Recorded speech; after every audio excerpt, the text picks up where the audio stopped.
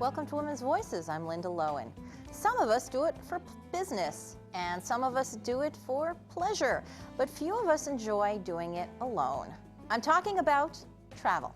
Whether you're a working woman or a stay-at-home mom, you may be faced with solo travel sometime in the near future. And women traveling alone often have different needs and concerns than men. Kathleen Amici knows what works for women travelers and what doesn't.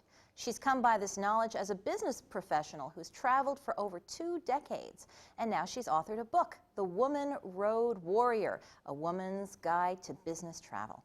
Kathleen Amici is the president of Amici Group, a company she founded to be the friend and champion for businesswomen. She's also vice president of business development for West Monroe Partners, a business and technology consulting firm. And she flew from Chicago to be here on the show. I'm impressed just by that alone, because getting in and out of the Syracuse airport is very difficult and very expensive. Did you fly into Syracuse? No, actually, I ended up going to Manhattan first because I had some business, because I had looked into how much it was going to cost and was quite surprised, as we talked about. And so I ended up going to Manhattan and discussed whether I would take a train, a bus, or drive. And so I ended up taking my own car. I ended up renting a car and driving in, just because I wanted the flexibility, and it took a little too long to be able to take another way of transportation, and also didn't have a drop-off fee. So all in all, it worked out a lot better for me. See, you're already speaking and using terminology that for some of us, I'm thinking drop-off fee, you clearly know what you do. How did you come by this knowledge? I said 20 years of travel. What type of travel was that, and how often was it done? Well, I started traveling back, I was an accountant with Deloitte when it was Deloitte Haskins & Sells, so I can age myself a little bit. And my first assignment was in Rochester, New York, for 3 months, and I ended up getting off the road 5 years later. And had at that point in time realized that I did not have a mentor, did not have a friend, and nobody was teaching me how to do this thing called business travel. I had traveled for leisure for years, but there certainly is a little bit of a difference. And I always wanted to write a book for businesswomen that travel. And so when I ended up being the chief information officer of the Tribune and left there about 4 years ago, I sat down and I wrote this book, and I realized I didn't want it just to be my story, I wanted it to be everybody else's story. So I interviewed a number of women, and all their anecdotes and stories are in as well as people from the industry. So that helped accumulate the birth, I guess you could say, of the Woman Road Warrior. And I wanted it to be a guide or a mentor for people that travel, whether it's for leisure or for business. I thought it would be a good use of people's time. So how did you come upon the title Woman Road Warrior? Because when I think Road Warrior, I think, is it Mel Gibson, Mad Max? Was he the Road Warrior? So I get this fierceness. That's very true. And Mel Gibson, it was the Road Warrior in Mad Max. We call ourselves, Road Warrior is a term that is used predominantly in the travel industry. Really? For business travelers. And so I thought, I had referred to myself as a road warrior forever, and it just put woman in front of it, because I wanted to segment a certain part of the population that was traveling, and that was specifically for women, because I do believe our needs are a little different than men.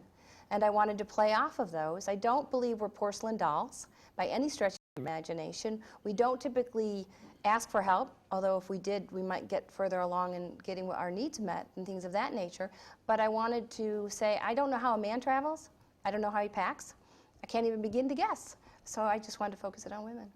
All right, you had talked to me earlier about packing. You know, I was telling you earlier, I came in today and was talking to the crew here on the show, and we were talking about having someone talk to us about travel tips.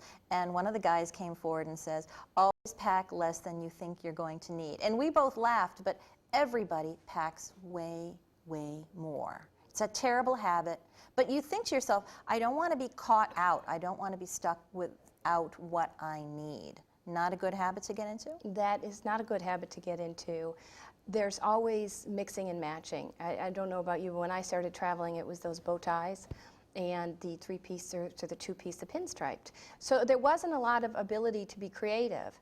Now you have the option of mixing and matching your colors so that you don't have to bring as much. One of the tricks that people have used is to pack from the bottom up, saying, I really want to wear these pair of shoes, so I'm going to pack an outfit around these pair of shoes. So if you minimize your shoes, which I think is the heaviest thing in a woman's suitcase, you will not be packing as much as you think you are.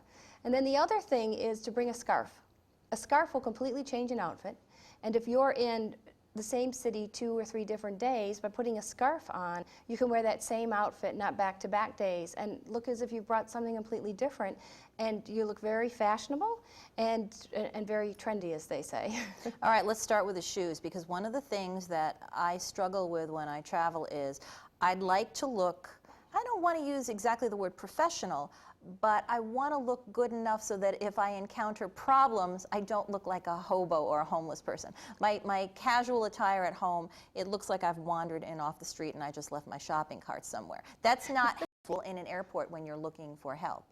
Absolutely, and I think from experience, not only from myself but other travelers, if you could dress business casual or take your hobo outfit and go one step up, you're going to be treated so much differently. It's amazing the attention you're going to get, and you might get that extra seat or that other seat that you want, or get that additional service that you're looking for, and it's all based on how you're dressed. Mm-hmm. And also, if you're checking your luggage, it's good to have business casual on, or something that if you get stuck where your luggage doesn't make it, you can easily wear that outfit the next day to your business meeting. That's so very important. All right, what about shoes? Because the tendency is to, sometimes I have actually worn sneakers to the airport because I realize I'm going to be hauling luggage, pulling it here and there. But then again, as you said, if you check luggage and you check everything into the luggage, you're in trouble. What kind of footwear do you recommend for women? Some women wear heels in the airport, and I'm amazed at them. I'm very impressed. I started wearing heels and now have back problems after lugging luggage through airports in heels, so I don't highly recommend heels. I wear flats typically, and they are not tennis shoes, but they're slip-ons, and a lot of people do that too. I would recommend something that's comfortable, something that would look good if you end up having to go to that meeting tomorrow that you weren't anticipating. If you're going to run into a colleague or your boss, nothing is worse than being in an airport and running into a business associate dressed very casually. It's embarrassing for yourself. And we all know what's going on with security these days and having to take off your shoes. So you want something that's comfortable, but you can slip on very easily and be able to put them back on. Because there are certain airports where it doesn't matter if you're wearing tennis shoes, you have to take them off. And that just, to me, is a waste of time. Now, in terms of women traveling, I know men are a little more restricted because they have to bring business suits. But women don't wear as many suits as they used to. You said mix and match. I mean, right now, yourself, you're wearing a red jacket and you've got black on down below. Is that the best way for a woman to go, to maybe decide on a color and then to work around that color? A color is a very good way to go, as you said, Linda. I think that you can build on that color. As you mentioned my outfit, I can wear slacks with the top. I can wear checks. It doesn't have to be a solid. Suits these days are coming with 3 different things, which is a pant, a skirt, as well as a jacket. And if you take a different blouse or you put a scarf with it, you can get 3 or 4 outfits out of the same 3 pieces of basic clothing, which helps you in being able to pack light.